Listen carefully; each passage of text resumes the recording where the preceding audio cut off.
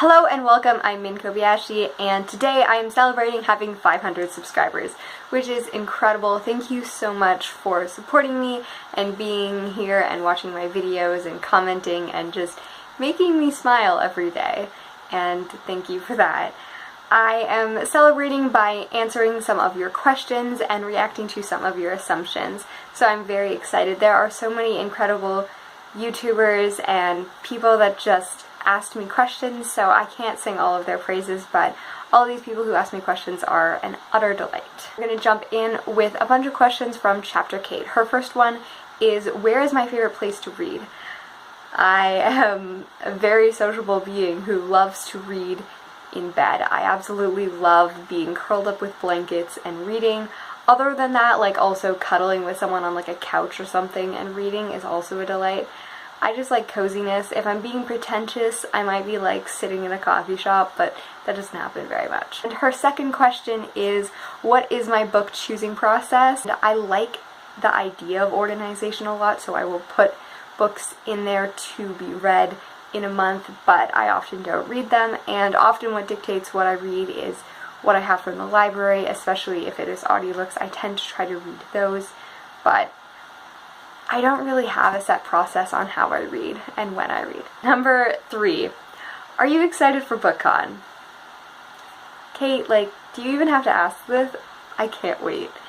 And I've also always wanted to go to New York. It is one of those places that I've always wanted to go. What are some buzzwords that make you pick up some books? I read a lot of different genres, but I would say one of the huge ones is political intrigue. If it says anything about like politics or morality or themes or like exploring things like that, I'm all down for it. I love cleverness and kind of figuring out how systems and sociology and all of that works. I know that's not all just political intrigue, but things like that. Also, anything that is set in a place that is not Western inspired, if it's fantasy, I love exploring different cultures through that. Also, that's pretty much the only reason I would ever pick up a contemporary, that or mental health representation. Either than that, I like being able to hear people's own voices and expressions and being able to be introduced to different subject matter through someone's point of view that they can actually experience. Because as much as I love to study things and understand social issues, it can be a lot easier to kind of sympathize with someone who you've read the thoughts of. Her last question was, what high school archetype was I? So I actually did my research. I asked my friend Avida from high school, and we had a long conversation about what kind of person I was in high school. Pretty much we came to the conclusion that people are way too complicated to ever put in a box. I was a huge nerd. At the time I was still kind of getting my bearings, and I didn't really want to be known as that nerdy person. I also definitely had a little bit of a gothic look, and I listened to a lot of dark music, like emo music and rock music and stuff. But I was also just like, I loved people and I loved talking to people. The thing that I think linked me and my high school friends, we all kind of felt like a little bit like outsiders. We all struggled a lot with like mental health and like sexuality, and diversity I think was something that I think was a thread that kind of kept us together. Mary from With Cinnamon Please asked me my favorite part of Les Miserables, which is totally completely unfair because how the heck can I answer that? I love it. I'm reading it right now and it is delightful, but the musical is one of my favorite things. It has been.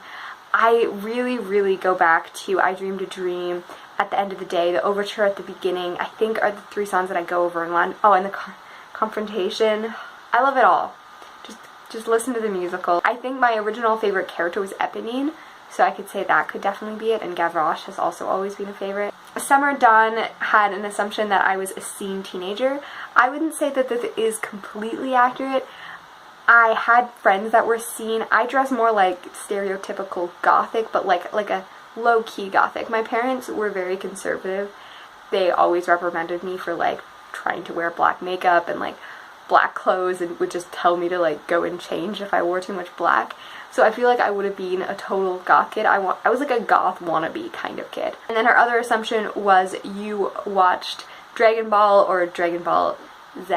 I know, I'm pronouncing it like that. And I didn't do so growing up. When I was in college, my brother-in-law showed me part of it, but I never watched more than like a few minutes of it that was introductory. The Wild Sasha, her assumption was that I know what pomelo is, which was hilarious because when she asked me that there was actually pomelo in my fridge. I do know what pomelo is, and if you don't know what pomelo is, you should find that out because it is delightful. Just Joe's question has kind of background the fact that I've talked a lot about dyeing my hair and the fact that I dye my hair like natural colors normally, and his question is, if I dyed my hair an unnatural color, what would it be? Actually, the first time I had my hair dyed was when I was 9 and it was actually pink, but other than that, it's mostly been natural. There's times when I've done it kind of red, and because my hair is almost black, naturally I kind of tend to have to dye it almost a purple color-ish. This was actually like somewhat bleached before I dyed it. So it's being kind of purplish, it's being pinkish. I really want to have like white hair. I'm waiting, first of all, until I get like a job. Second of all, so that I can like pay for it, because I know that if I had like the kind of silver platinum hair, I would have to tone it. And it would also probably not look as much professional if I'm trying to get jobs. An example of it is like the kind of Caitlin Snow-ish thing, but I would just love to have like white hair. I think it would be awesome. And then Jasana C had an assumption that I am outwardly very level-headed and kind of even-tempered, but inwardly, or when I'm in my comfort zone, I'm a total spaz. And I think that's accurate. I don't know like all the definitions of what a spaz is, but I am fairly even-tempered, but I am also kind of like crazy as well. I think that's pretty accurate. I dance around my house and pretend like I'm in a musical. I have a very quiet disposition, but I also very much, I would say, have a lively personality. Graham Quigley's assumption was that I'm a party animal. If being a party animal means that I go and I drink with like my 2 close friends and we take shots to Hamilton, then I'm a party animal.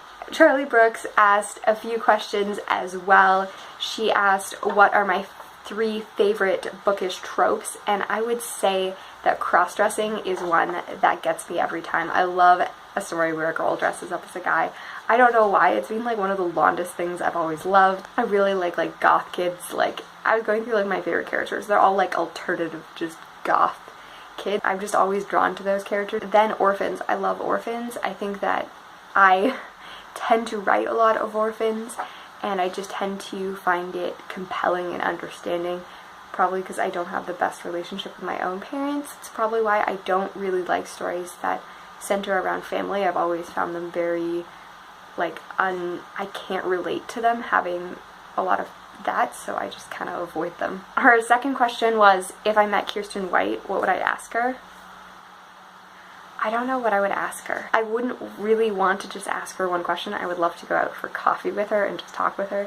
I know that's not going to happen probably ever. But if I did, I think I would just want to have a conversation about like history and lore and how she creates worlds, because I really admire her and what she does there. My 3 top ways of staying positive.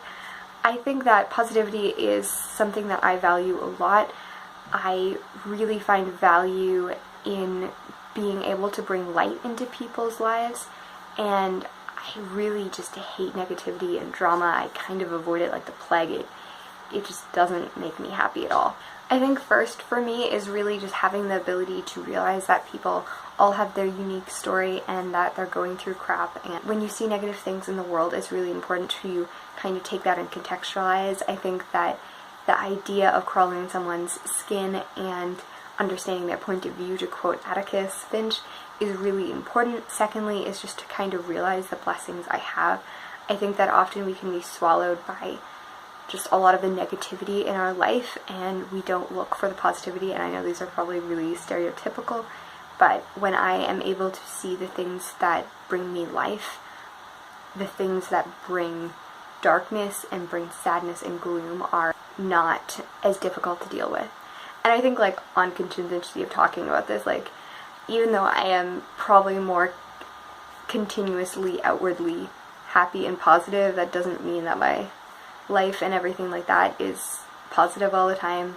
I would say that one of the most consistent themes in my life would be depression, so asking me how things could be positive is maybe not the right person, but I think I've realized that even when my life has kind of always been shrouded by this numbness of emotion and this overpowering negativity that just because I deal with pain doesn't mean I need to make it suck everything from me, because I could allow that and then I would be miserable. And I think that kind of moves on to the third one, that I think you really need to find meaning in your life in order to be able to know why you need positivity. I think that my belief in there kind of stems from the counseling side of me, and I really love existential theory, and the idea behind it is pretty much that by finding meaning in life, you're able to deal with the issues in life, and it's a beautiful kind of philosophy and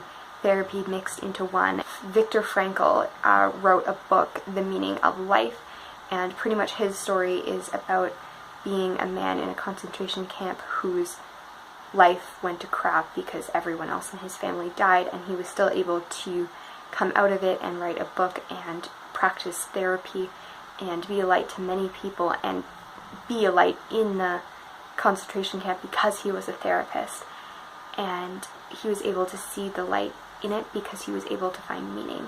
And I think that that's really important. I feel like that's also where I drive it, is mostly from my own faith, and that I don't need to find meaning on my own, because through that I find it through God, and that having a higher meaning for me ensures that I have a reason to get up, because I know that even when I have no reason for myself, I have a reason beyond myself. And I know that's different for every person, but for me, I think that that's kind of the staple of how I stay positive. And then the last question is from Shelby, and it is, what book do you think represents you as a person? And I think that I have to answer Lucy Maud Montgomery's Anne of Green Gables. It is a book that I absolutely love because of the fact that I started reading so late. I believe it was the first full-length novel I ever finished, and it was impactful for that. And as a person, it kind of even subconsciously bred into my mind as the person I have become. And when I reread it this summer, I was surprised by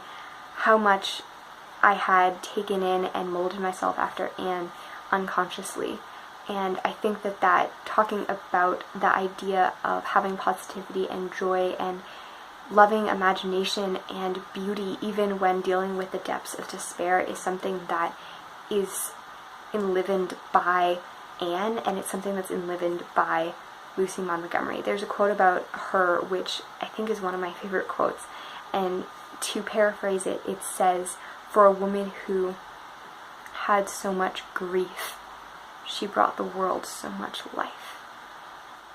And her books all have this underlining idea of grief and sorrow, and yet have characters, at least the ones that I have read, that have brought joy to millions of people, from my own life to her being a sensation in Japan because of the way that her books impacted people during World War II in the times of suffering. And for me, I want to be a person like Lucy Maud Montgomery, because I know that even though I might never be able to be beautifully happy because of the struggles that I have in my life, I can bring positivity to people.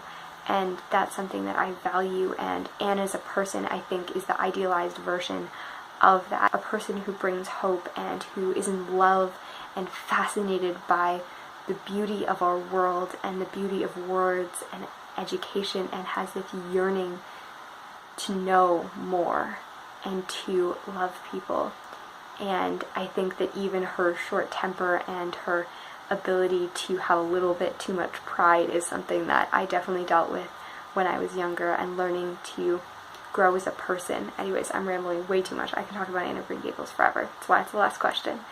Anyways, if you're still here, thank you so much for being here. Thank you so much for subscribing and for just making me have a joy of having friends who are all around the world, and I think it is such a blessing. And tell me some answers to random questions about you, and I hope that you have a delightful time reading and writing.